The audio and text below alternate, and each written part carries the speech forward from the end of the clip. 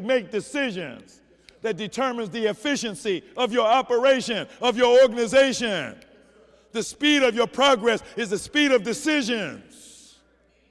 In your living body, every second, there are billions and trillions of decisions that are being made by the cells in your body every second. It's not slow, it's fast. Making slow, careful decisions. That's an illusion. That's the most dangerous kind of decision making. So dialogue speeds up the process of decision making. Dialogue should not lead to paralysis by analysis. Well, let's go over this one more time. Well, we had a dialogue with 20 people. Now let's have a dialogue on the same topic with 1,000 people. Well, we spent a week on this. Let's spend 2 weeks on it. See, that's someone who thinks that they're doing something just by talking.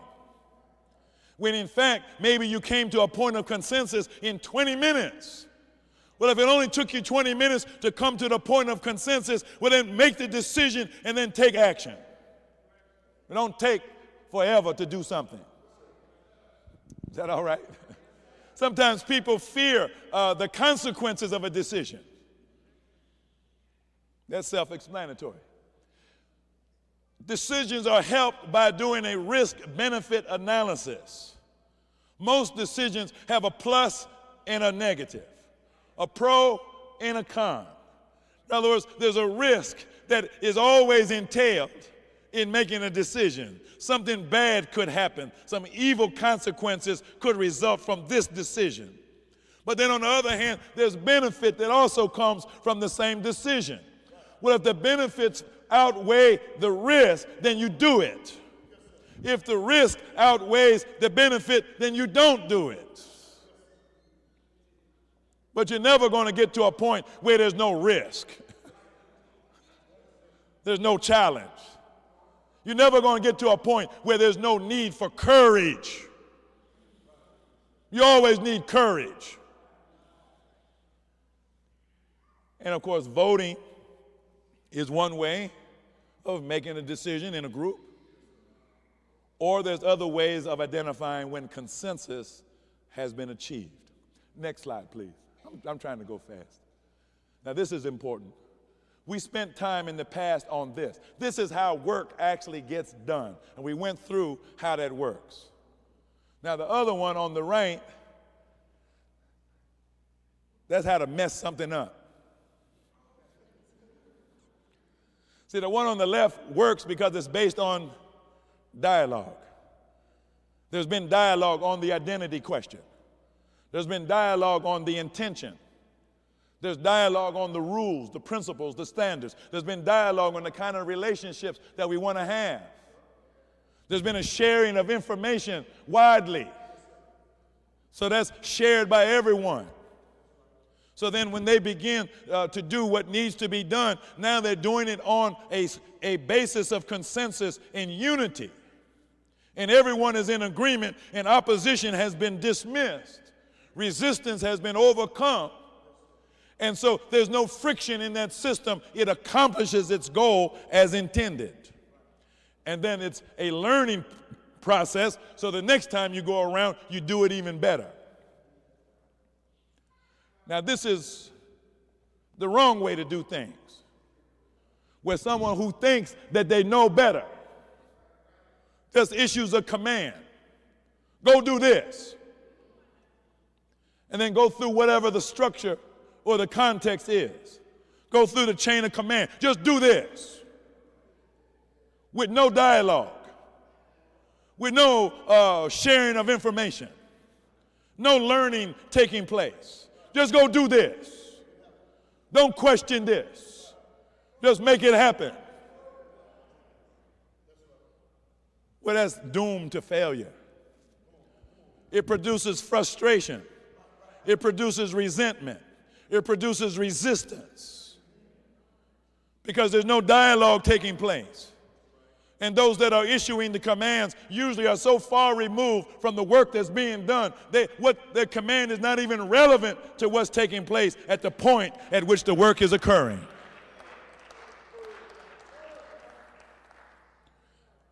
Now, sometimes things get accomplished even though you have this kind of command control structure imposed. But you know why? Because the people who are really doing the work, at a certain point, they ignore this. And they say, I don't care what they say.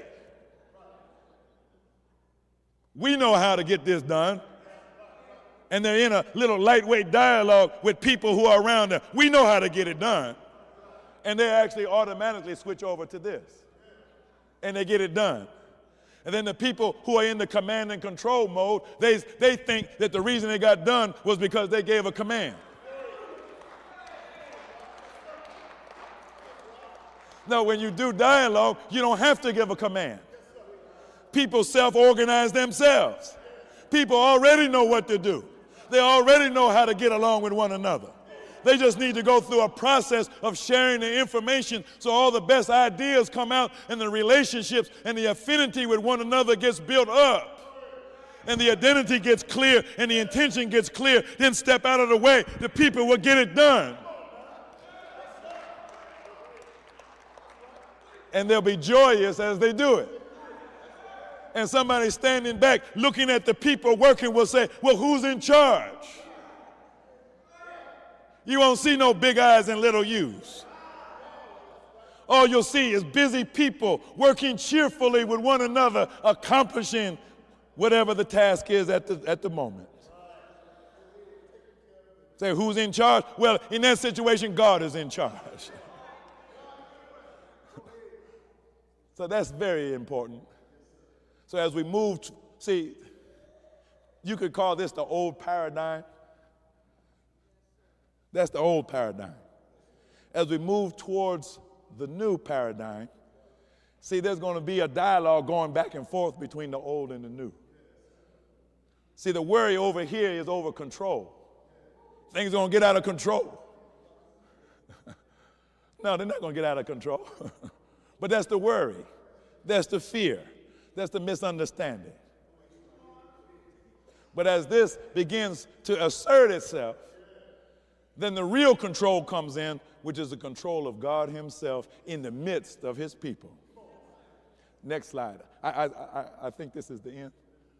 Okay, taking action. Dialogue before action. Consensus on truth is perfect unity. Decision-making should be by unanimous consent, if possible. Taking action on the basis of your own word and the word of others.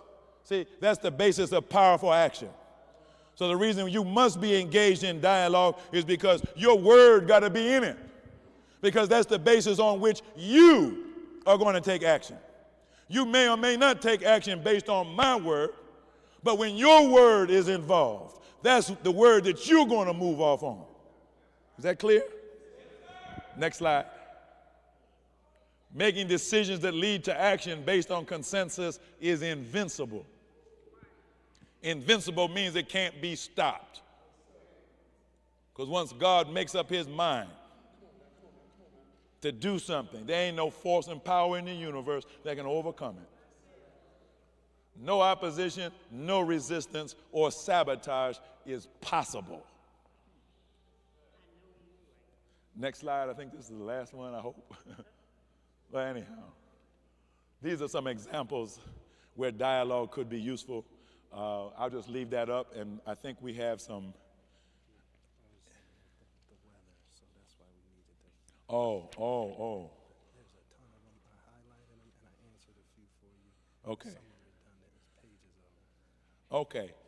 So what time is it? It's 9:15. We're going to try to wrap this up in about 20 minutes. And the real reason, well, one of the real reasons that we need to hurry up to wrap it up, it's still snowing outside.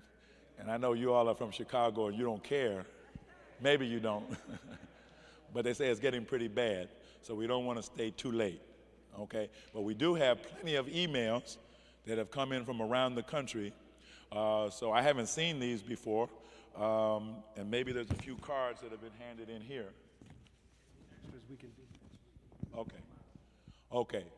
So whatever we don't get to tonight, we will try to get to next week, because next week we want to do demonstrations. We don't want to do so much talking anymore. I'm tired of talking. Aren't you tired of me talking?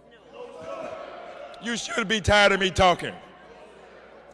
You should be on the edge of your seat ready to talk yourself in dialogue. Okay, here's a question.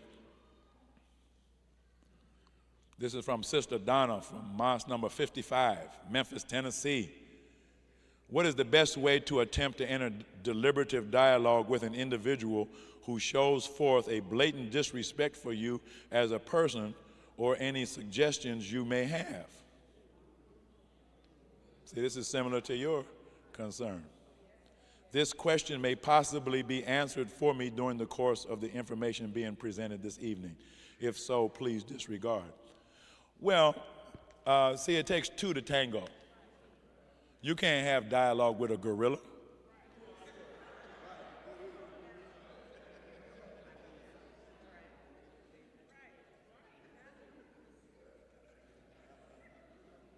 See, we have been living a beast life. So some of us come into the circle of the righteous and we're beasts. Or we live like beasts. We think like beasts. We act like beasts. So dialogue is an invitation to come into civilized discourse with people who mean to be civilized. But a brute beast cannot speak. Can he? A brute beast is mute and cannot speak. A mute beast has no understanding, only knows force and power, and seeks to get his way or her way through brute force. I will hurt you. I will bite you. I will claw you. I will maul you. I will eat you up. Well, dialogue is not for beasts. So maybe you could try with a person like this who shows forth a blatant disrespect for me. Well, then confront that person.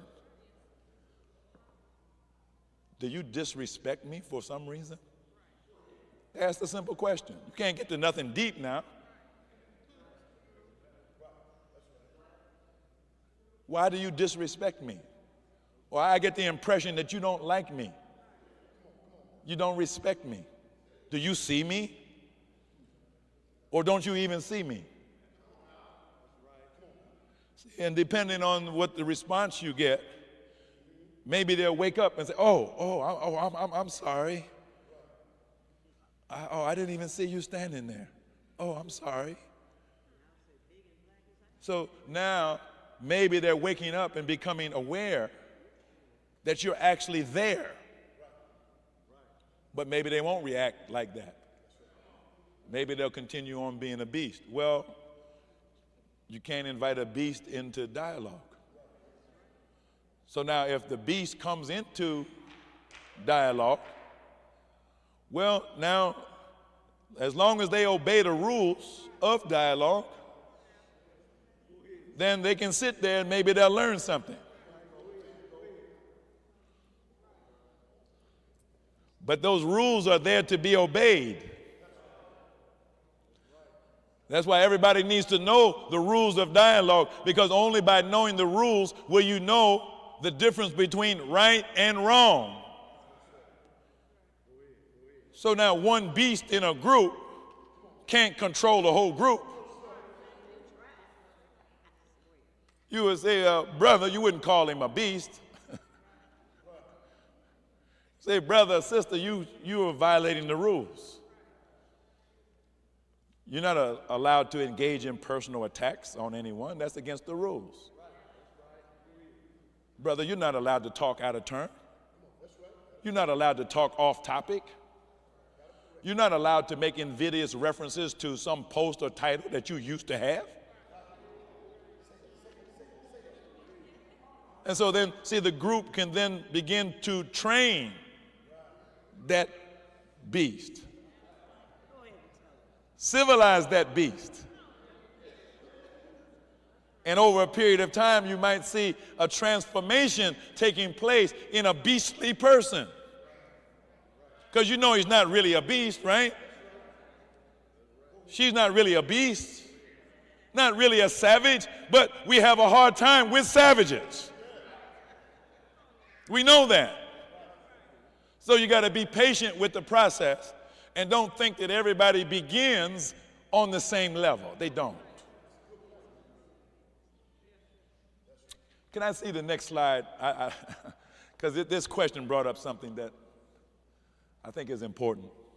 Could I see the next slide if somebody's back there?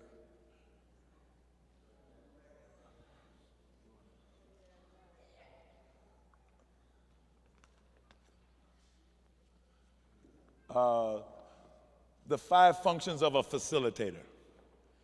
See, this question, or say a dialogue where you have people who aren't quite ready for dialogue, then the most important role in that dialogue is the role of the facilitator. This is where a lot of training is needed. We have to train all of the officials, but especially those who would be ministers, to instead of trying to be dictators, be facilitators. And the facilitator essentially is a person involved in the dialogue process that facilitates it for others. Facilis in Latin means to make easy. Facilis gives you the English word facilitate or facilitator. So the facilitator's job is to make the dialogue process as easy as possible for all of the other participants, especially people who have trouble with the process.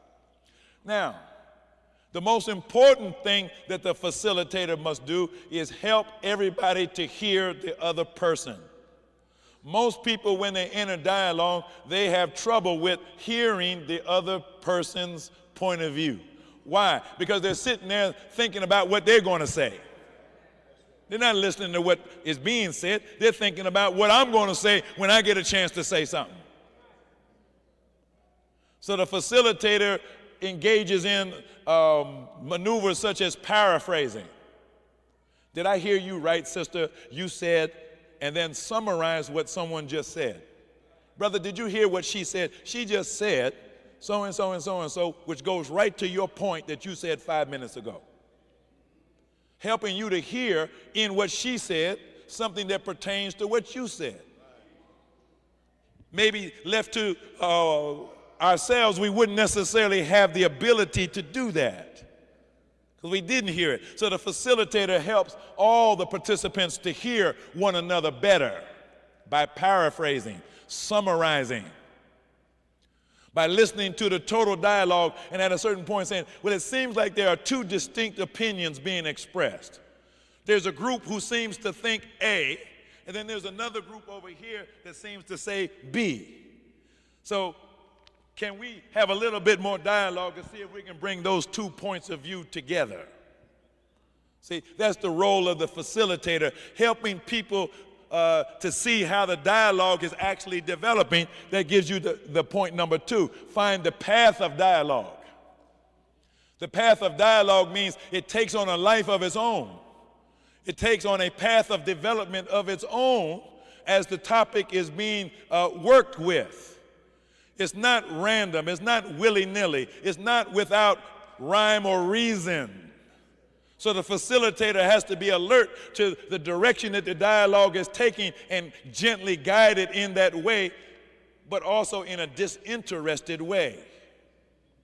The facilitator is not a partisan in the dialogue, taking sides one against the other. Balanced participation. Noticing those that might be a little shy and encouraging them to come forth with their point of view. Brother, I noticed you changed your expression. Is that because you had a thought on this point? Why don't you share that with us? I saw something flicker in your eye. Sister, I saw a light go off in your face when he said what he said. Would you like to share that? Was there a thought there? See, the facilitator is very observant of the group and interacting with the group and facilitates the ongoing process until people become adept at doing that themselves. Once they become adept at doing that themselves, then the facilitator can step back and let the process take care of itself. Notice and modulate emotional tone. Someone's getting angry over there. So the facilitator is not going to let that escalate. I think I feel some heat over here. Am I detecting some anger? What was said that incited anger? Brother, did you intend to make her angry? You see, talking about anger doesn't allow the anger to kindle into a flame. The person who's getting angry may not even recognize that they're angry. Oh, was I angry? Oh, brother, you look like you got sad at that last point. Well, you don't want somebody going down. You catch them before they hit bottom. This is the work of the facilitator. It's hard work. Special people. And then this builds group confidence. Because as the facilitator is facilitating, it's like a conductor of an orchestra. Pretty soon, the orchestra says, you know what, we're sounding pretty good. I like the way we're sounding. We're harmonizing real good. And so now the group is building its confidence. The group is taking on the identity of a group. Could I see the next slide, please, real quick? I told you, facilitators are special people. They have big ears. So let's see if we can take another question here. Oh, this is from my hometown here, almost, Cincinnati, Ohio. How do you initiate deliberative lawful dialogue when student laborers will not allow it to occur? Every time it is discussed, the student laborers will say, "Write the minister." Okay, well, in one sense now, that's not so bad to write the minister, is it? Is it? I write the minister all the time. Long letters. So a lot of times when you hear me talk about the dialogue that I have with Minister Farrakhan, it's in a written form. I share with him my thoughts. And I know I can't get on the phone every time I want to get on the phone. I can't have an in-person meeting. There's nothing wrong with writing the minister. And maybe he'll write you back.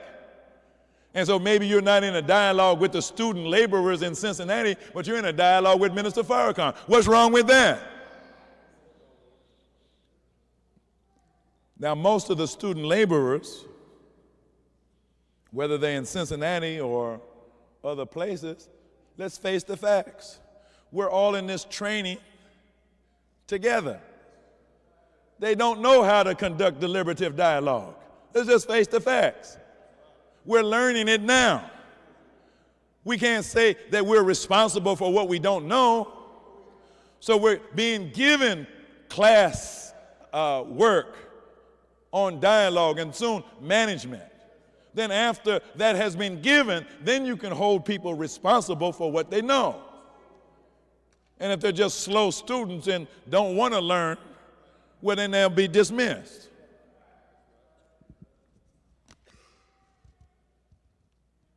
What is the best way to utilize dialogue to accomplish family goals? That's a good question. Well, see, we are very formal, and we sound very educated and highfalutin when we use words like dialogue. But back in the day, families had dialogue all the time. They just didn't call it that. In my family, dialogue began when my mother said, dinner's ready, dinner's on the table. And no matter where we were outside playing, we would have to come running to get around the dinner table. And that's when the family dialogue would begin. And my father would want to know, what did you do in school today? What did you learn? And I better not come up with no funny answers. He really wanted to know. And I really had to tell him. And so this is how children learn to interact with their parents, finding out what's important to the parents, because every child wants to please the parent. But if the child doesn't even know what's important to mommy or what's important to daddy, well, then the child doesn't know what to do to please you. One of the difficulties we have now is the television. There's a big problem. And the radio. So if you can assemble the family at the dinner table, make sure you turn the radio off. Turn the television off. I don't think a riot will break out. It might. Television is robbing families of dialogue time. Everybody's sitting up in front of a television, letting the television do all the talking. And you can't talk back. So we're producing generations of people who don't know how to talk. They never got a chance to talk. They were always in front of a television set from the time they were little babies. So they never learned how to tell stories. They never heard their father or their mother or their uncle or their aunt or their grandparents tell stories that relate to the family history.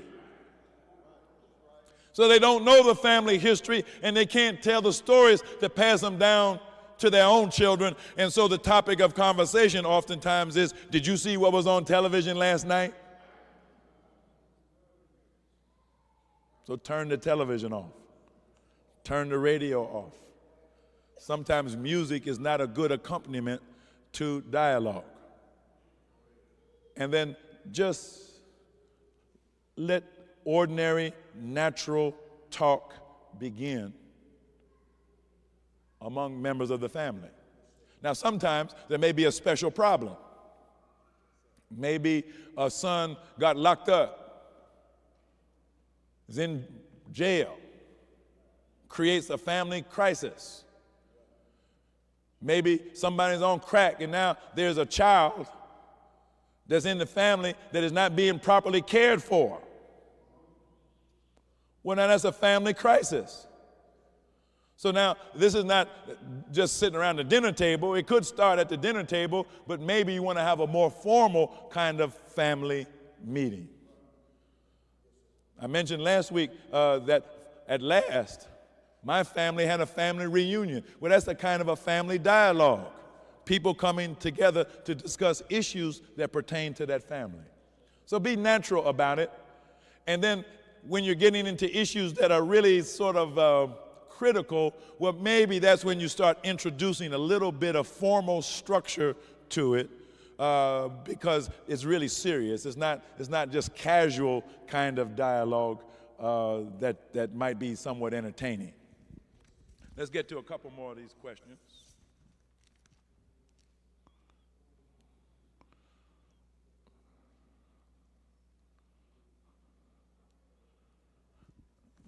Okay, let's see here. What if the person you are trying to dialogue with will only say their problem, but will not listen to your side of the problem in order to resolve the issue? It's like they shut down. How do you dialogue with that type of person? Well, see, I think this might be an indication that there is not agreement on the topic. See, in dialogue, you only take one problem or one question at a time. So if you have a problem that you want to talk about and the other person has a problem that they want to talk about, well, that sounds like at least 2 different meetings.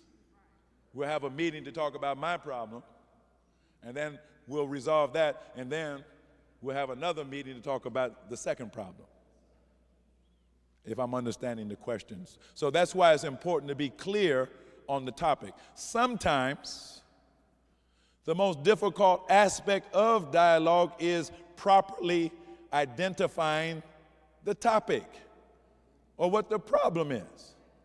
You have to have maybe a little informal dialogue where everybody agrees that something is wrong, but we're not quite sure what it is.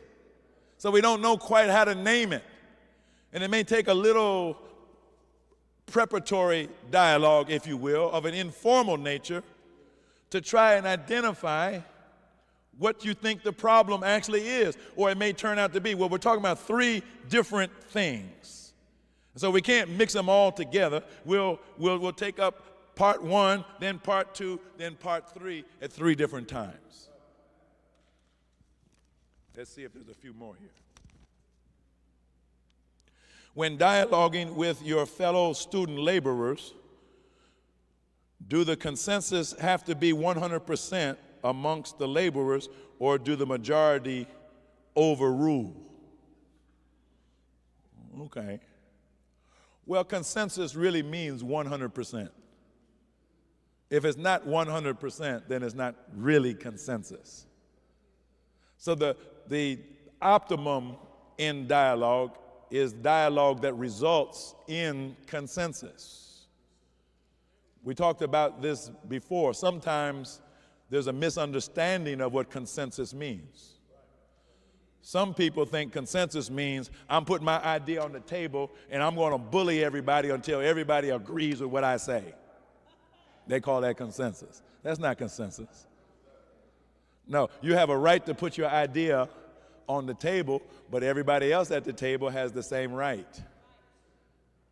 Now, there may be a part of what I put on the table that is in agreement with a part of what you put on the table, which is in agreement with a part of what somebody else put on the table, which is in agreement with a part that what somebody else put on the table. So now the process of dialogue is going to take those parts of that agree and put them together in a new whole. The new whole, which is composed of the agreeable parts from everybody, is not what I put on the table. It's a product of what is called synergy. A part here, a part here, a part here, a part here, put together in a whole new way, produces a whole new thought, a whole new idea that's different than any of the parts. So then, can we agree on that? Because now this new synthesis, if you will, was contributed to by you, by me, by her, by him, by everybody in the group. You see your part in it. Now, consensus might be possible. Now, when you have consensus on that new synthesis, now you can make a decision about it. Well, now since we have this consensus on this, now let's decide what we're going to do with this. And then when you take action on the basis of that decision, now you have 100% unity behind whatever that action is. It will be successful. And you can leave the meeting without the fear that somebody is going to stab you in the back, or somebody's going to sabotage the idea, because everybody has a piece in it and they're going to defend at least their piece. But most people will recognize, wait a minute, this is way better than anything that I contributed. So we all begin dialogue the same way. I come in with my opinion. This is what I think.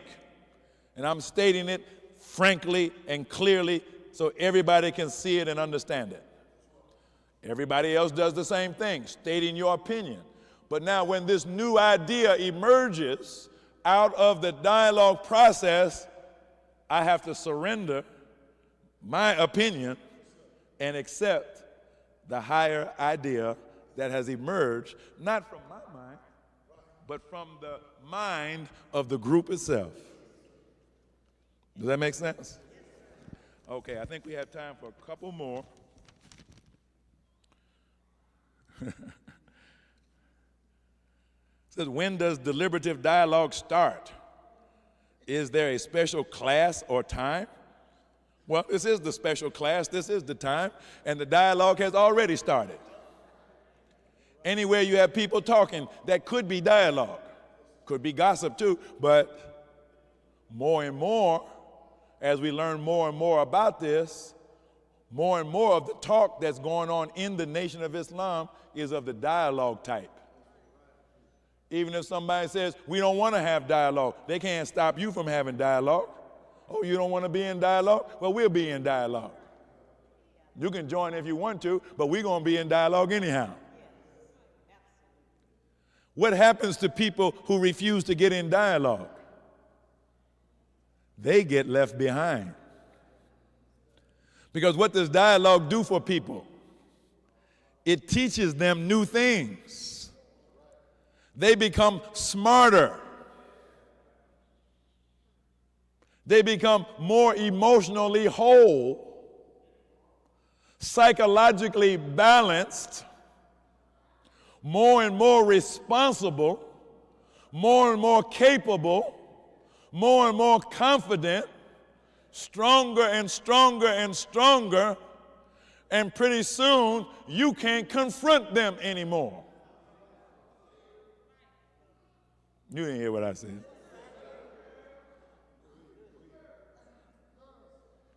That's why the slave master made it illegal for the slaves to get together.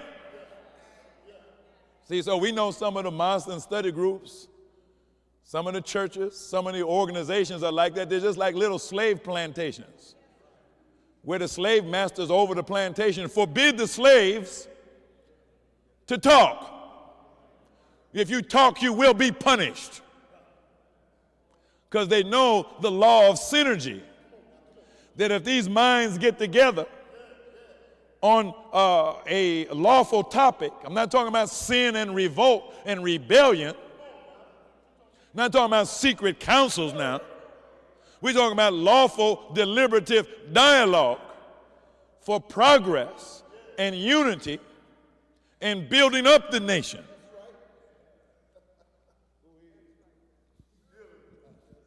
Is everybody all right?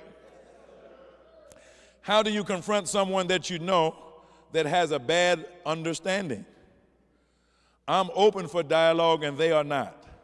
How does one handle that? Well, I think that's a similar question to one we already answered. Okay, what's this? How can you have deliberative and lawful dialogue with someone who refuses to be honest? Refuses to be honest. Well, you can't. But guess what? There's consequences for being a liar. See, now when you convene a circle of dialogue among righteous people, we have an innate ability to discriminate between truth and falsehood. Sometimes we say, that just don't ring true.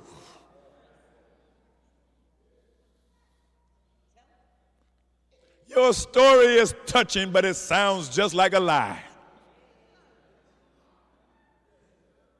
See, we just like that. Now, sometimes in a non-dialogue situation where you have say a hierarchy of authority, I'm the tough guy in the group, and I'm lying, and I got the authority, and you scared to tell me that you know I'm lying. So now I become a self-deluded person because now I think I'm getting away with lying. When you get away from me in private, what do you say? Man, why don't he stop lying? But now see, in the dialogue, when you're sitting there in a circle and everybody is comfortable with the confront, now you looking at one another in a very comfortable, easy way, and here's a liar, where the liar gets exposed instantaneously. So now when the liar gets exposed, now he's reading all the faces too. Every last person in this circle knows I just told a lie. See, this is the consequence of being a liar. Could you think of a worse punishment for a person than this? To be such a habitual, pathological liar that nobody believes me. I go to my mother and she don't even believe me. Nobody in my family will believe a word out of my mouth.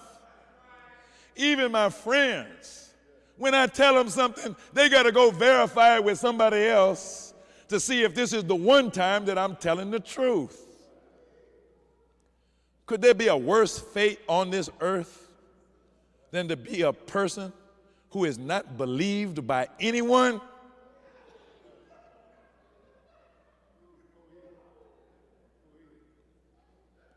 So then in the process of dialogue, we're saving people from that fate.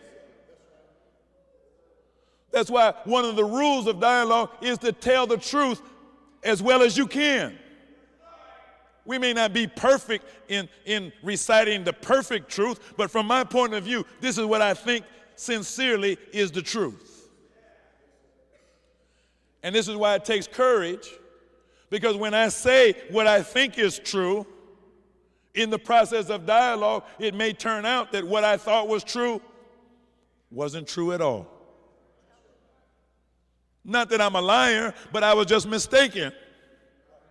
But it came out in the dialogue that I was mistaken, and now I'm in a crisis. Am I going to hold on to my false notion, my false idea, in the face of the truth that's emerging out of the dialogue? Am I going to hold on to my opinion? Well, if I do, then I'm going to turn into a red devil right in the midst of the people. You're going to see an instantaneous grafting of someone into a devil who is willing to murder and kill truth as it emerges from the mouths of people just like themselves. See, dialogue is powerful. But now, most of our people, they don't want to be no devil. They don't want to be found out to be a liar. They don't like being dishonest. But the Honorable Elijah Muhammad said, the mouth of this black man is bent in a lie. We were raised by liars who taught us how to lie, and we learned how to lie to survive. And some of us right now, we think you're a fool if you tell the truth. But through dialogue, we can reform that kind of misapprehension. Let me take one more, and I think, is there another one on this?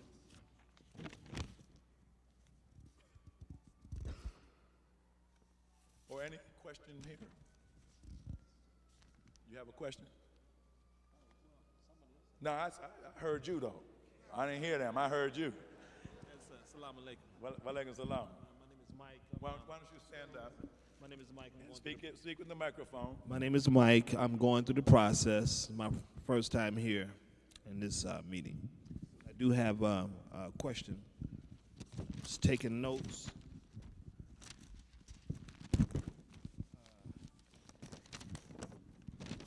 Going back to the part when you was talking about making decisions and the pros and cons of making decisions and consequences, and I was reflecting on an